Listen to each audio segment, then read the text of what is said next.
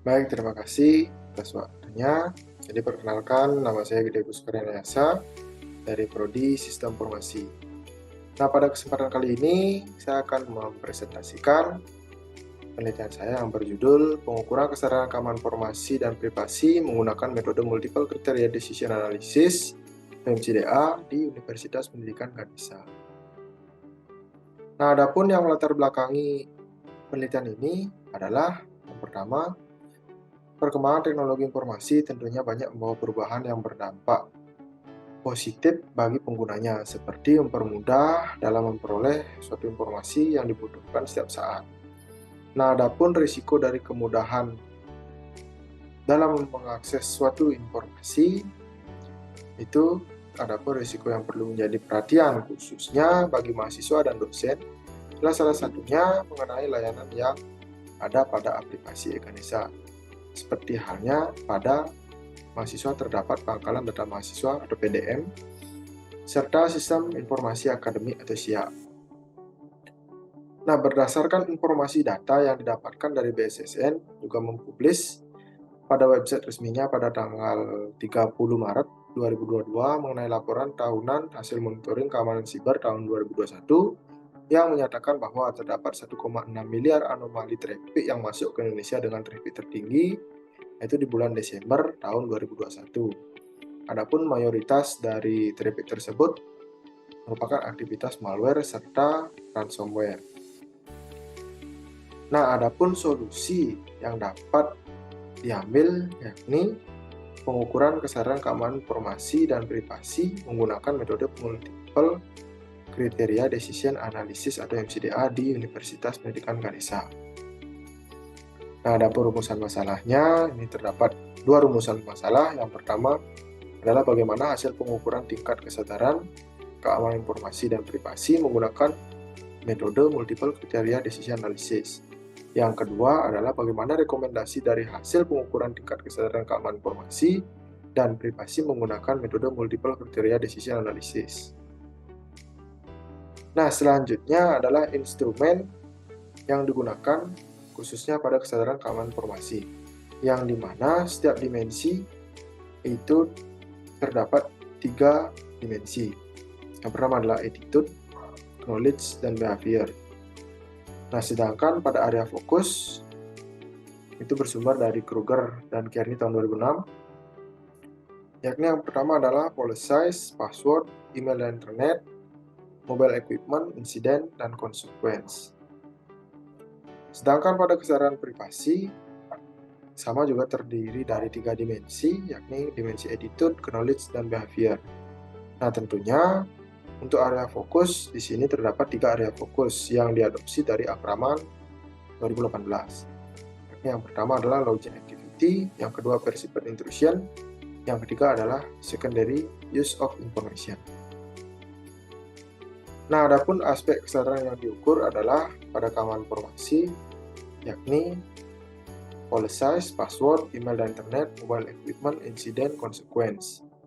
Sedangkan di keamanan privasi adalah login activity, perceived intrusion, secondary use of information.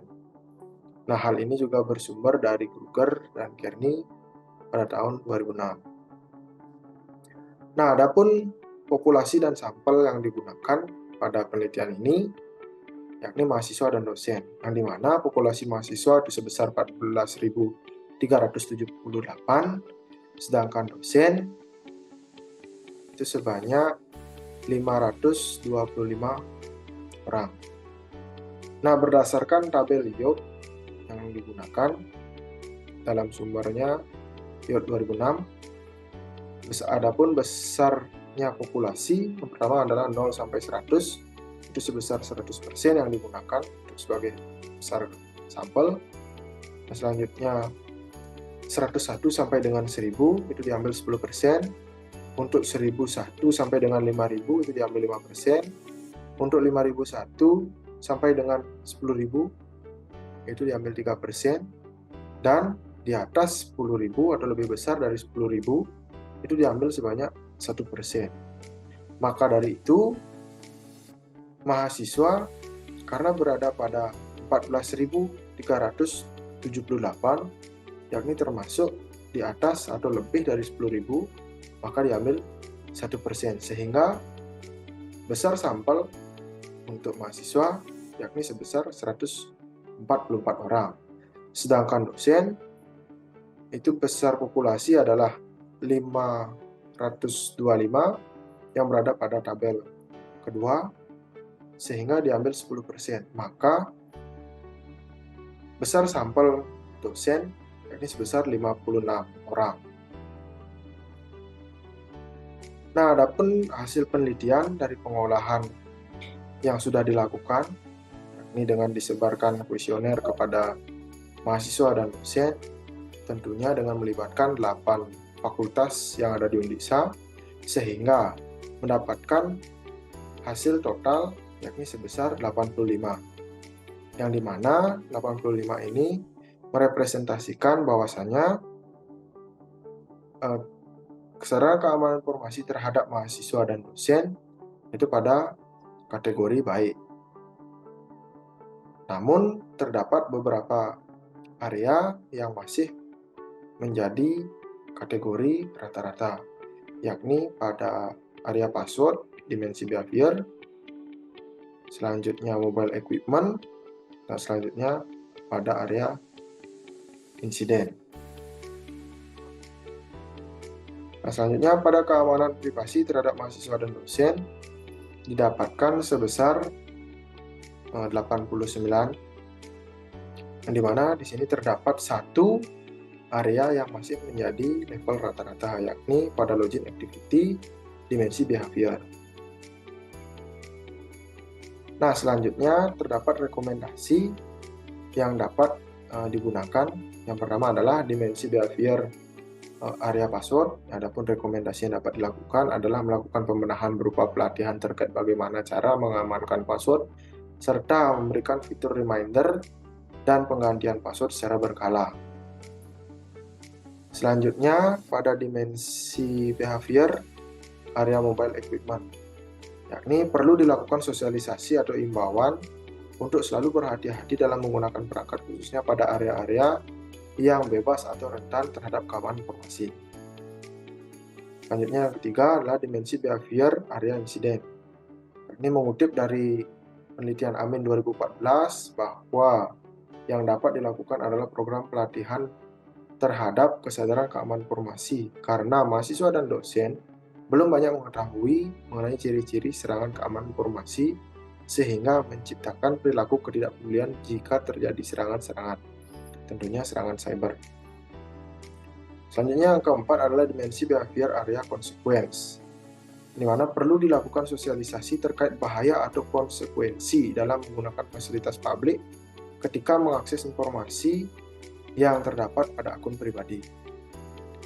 Yang terakhir adalah dimensi behavior area login activity. Perlu dipertahankan serta ditingkatkan guna mencapai level baik. Nah, dengan cara jangan pernah memberikan akses password kepada orang lain ataupun kepada teman, serta membatasi hak akses terhadap akun milik pribadi. Nah, selanjutnya adalah bagian kesimpulan. Berdasarkan dari hasil yang sudah didapatkan, maka dapat dilihat, yang pertama, mahasiswa dan dosen memiliki kesadaran yang berada pada level baik, yang sudah dilihat tadi pada tabel, yakni sebesar 85% pada keamanan informasi, sedangkan pada keamanan privasi itu berada pada level baik dengan hasil sebesar 89%. Nah, yang kedua adalah pada dimensi behavior, terdapat beberapa area yang termasuk ke dalam level rata-rata. Di antaranya, area password sebesar 62%, area mobile equipment sebesar 77%, area insiden sebesar 70%, dan pada keamanan privasi, pada dimensi behavior terdapat satu area, yakni area login activity, ini sebesar 78%. Nah, yang terakhir, sehingga hal ini perlu dilakukan rekomendasi perbaikan agar mencapai level baik, dengan memberikan sosialisasi atau pelatihan terhadap mahasiswa dan dosen, tentunya mengenai keamanan-keamanan siber yang marak terjadi di kampus atau di kalangan universitas. Nah, sekian presentasi yang bisa saya sampaikan. Akhir kata saya ucapkan terima kasih. Jika ada salah kata, mohon dimaafkan.